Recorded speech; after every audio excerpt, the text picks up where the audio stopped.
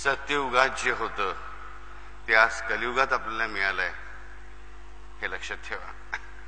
पण आयुष्यात काही सुटलं तरी चालेल, पण त्या आईचे पाय सोडू नका हे मात्र बजावून सांगतो, मनापासून सांगतो आणि कळकळीने सांगतो. आयुष्यामध्ये तिचे पाय धरलेले असले की काहीही सुटत नाही, काही तुटत नाही आणि काही दुखत नाही हे लक्षात ठेवा.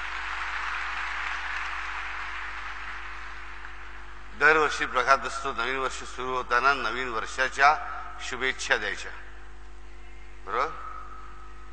आज मी जो उभा आहे तर तुम्हाला एका वर्षाच्या नाही, जो कोणी माझ्याशी प्रेमाने बांधला जाईल, माझ्या आईच्या चरणांशी शरणागत असेल, त्याला प्रत्येक जन्माच्या प्रत्येक क्षणासाठी माझ्या कायमच्या शुभेच्छा.